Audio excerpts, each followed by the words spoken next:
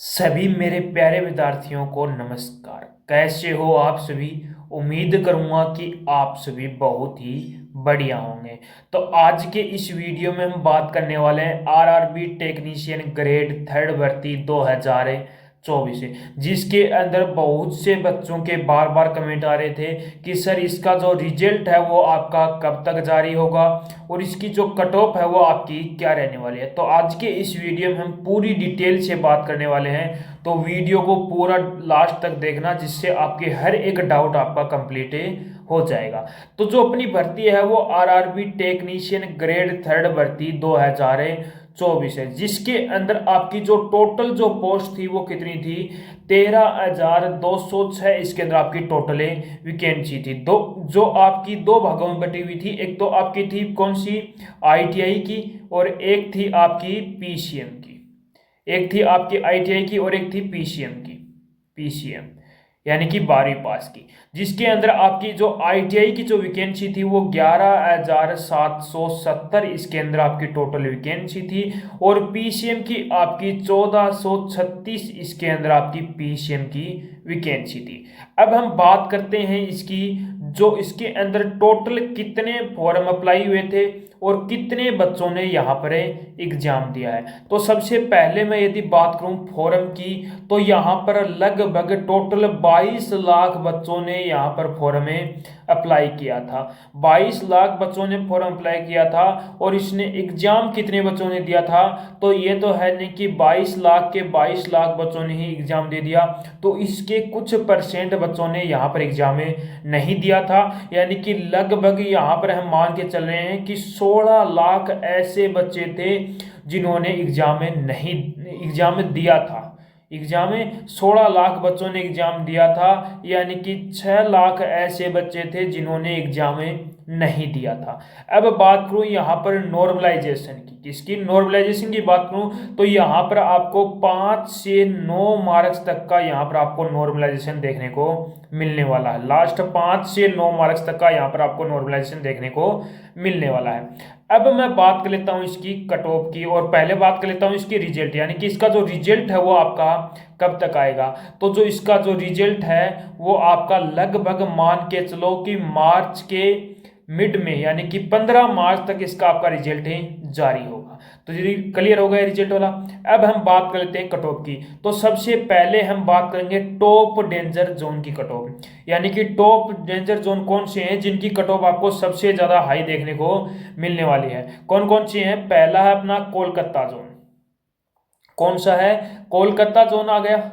दूसरा है अपना पटना जोन, भोपाल हो गया, प्रयागराज हो गया, रांची हो गया, अजमेर हो गया, चंडीगढ़ हो गया, चेन्नई हो गया, मुंबई और गोरखपुर। ये एक ऐसे जोन हैं जिनकी कट ऑफ आपको सबसे ज़्यादा हाई देखने को मिलने वाली है, चाहे आप आईटीआई से हो चाहे पीसीएम से हो। इन यदि जोन से हो तो आपको सबसे ज़्यादा हाई कट ऑफ देखने को मिलने वाली है। अब हम बात कर लेते हैं इनकी कट ऑफ की, यानी कि इन जोन से यदि जिस कैंडिडेट ने फॉर्म अप्लाई किया है तो उसके कितने मार्क्स होने चाहिए, तब जाकर उनका सिलेक्शन होगा। तो सबसे पहले मैं बात करूं जनरल कैंडिडेट की, और जनरल कैंडिडेट के अंदर यदि मैं बात करूं पीसीएम की, तो पीसीएम के अंदर जिस कैंडिडेट के 85 से 90 मार्क्स, यानी कि 85 से 90 मार्क्स जिस कैंडिडेट के भी बन रहे हैं, तो वो कैंडिडेट सेफ है, यानी कि उसके पूरे पूरे चांस बन जाते हैं कि उसका सिलेक्शन हो जाएगा। वहीं मैं बात करूं आईटीआई की, तो आईटीआई के अंदर 3 ट्रेड ऐसी हैं जिनके अंदर सबसे ज़्यादा बच्चे पाएंगे और सबसे ज़्यादा कंपटीशन आपको देखने को मिलने वाला है। वो 3 ट्रेड कौन सी हैं, इलेक्ट्रीशियन की होगी,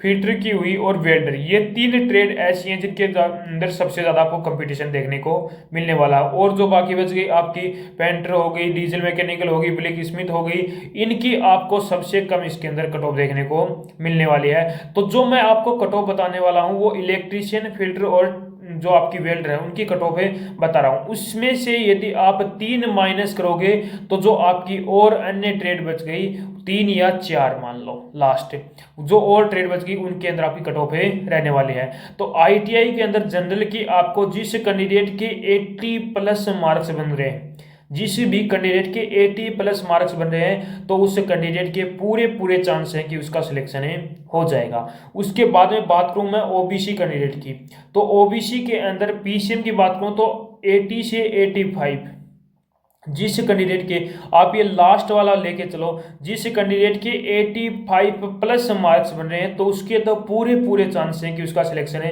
हो जाएगा। या आप जनरल में भी आप 90 प्लस लेके चलो जनरल कैंडिडेट की पीसीएम की, तो ऐसे मान के चलो जिस कैंडिडेट के 90 प्लस मार्क्स हैं तो उसके पूरे पूरे चांस हैं कि उसका सिलेक्शन हो जाएगा। और ओबीसी में 85 प्लस जिस कैंडिडेट के भी हैं तो उसके भी पूरे पूरे चांस हैं। आईटीआई की बात करूं तो जिस कैंडिडेट के 76 प्लस मार्क्स हैं तो उसके भी पूरे पूरे चांस बन जाते हैं कि उसका सिलेक्शन हो जाएगा। उसके बाद में बात करूं ईडब्ल्यूएस कैटेगरी की, ईडब्ल्यूएस कैटेगरी के अंदर जिस कैंडिडेट के 76 से 80, यानी कि आपको लास्ट मान के चलना है, जिस कैंडिडेट के भी 80 प्लस मार्क्स बन रहे हैं तो उस कैंडिडेट के पूरे पूरे चांस हैं कि उसका भी सिलेक्शन हो जाएगा, यानी कि वो सेफ है, उसका सिलेक्शन 100% है। बात करूं आईटीआई की, तो आईटीआई के अंदर 74 प्लस जिस कैंडिडेट के मार्क्स बन रहे हैं तो उस कैंडिडेट के भी पूरे पूरे चांस हैं कि उसका सिलेक्शन हो जाएगा। अब बात करूं एससी और एसटी कैंडिडेट की, तो एससी और एसटी कैंडिडेट की यदि बात करूं तो जिस कैंडिडेट के 75 प्लस मार्क्स बन रहे हैं तो उस कैंडिडेट के भी पूरे पूरे चांस हैं कि उसका सिलेक्शन हो जाएगा। और आईटीआई के अंदर 69 प्लस जिस कैंडिडेट के भी बन रहे हैं तो उस कैंडिडेट के भी पूरे पूरे चांस यहाँ पर बन जाते हैं। उसके बाद में बात करूं एसटी की, तो एसटी के अंदर जिस कैंडिडेट के 68 से 71, यानी कि जिस भी कैंडिडेट के 71 प्लस मार्क्स बन रहे हैं तो उस कैंडिडेट के पूरे पूरे चांस हैं कि उसका सिलेक्शन हो जाएगा। उसके बाद में एसटी के अंदर आपकी आईटीआई की बात करूं तो जिस कैंडिडेट के 65 प्लस मार्क्स हैं तो उस कैंडिडेट के भी पूरे पूरे चांस बन जाते हैं। ये हैं आपके टॉप डेंजर जोन, जिनकी कट ऑफ आपको यही देखने को मिलने वाली है, ज्यादा अंतर देखने को नहीं मिलेगा। +1 और -1 इतना ही अंतर आपको इसके अंदर देखने को मिलने वाला है।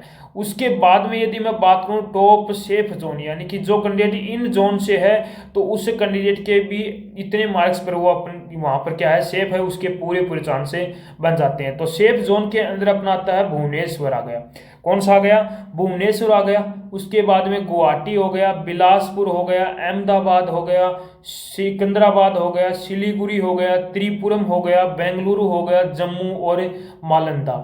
ये जोन ऐसे हैं जिनकी कट ऑफ आपको कम ही देखने को मिलेगी, जो आपके डेंजर जोन है उनसे कम इसके अंदर आपको कट ऑफ देखने को मिलने वाली है।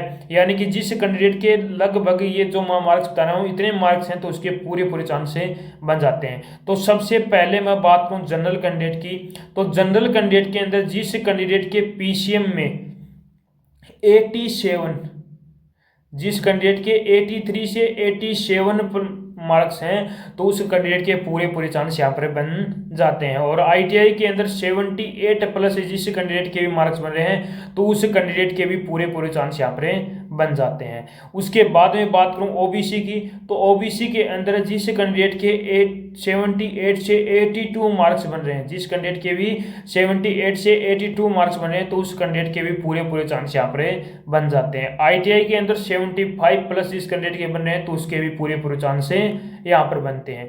ईडब्ल्यूएस कैटेगरी की बात करूं तो जिस कैंडिडेट के 73 से 77 जिस भी कैंडिडेट के मार्क्स बन रहे हैं तो उस कैंडिडेट के भी पूरे पूरे चांस हैं कि उसका सिलेक्शन हो जाएगा। बात करूं आईटीआई की, तो 73 प्लस जिस भी कैंडिडेट के मार्क्स हैं तो उसके भी पूरे पूरे चांस बन जाते हैं।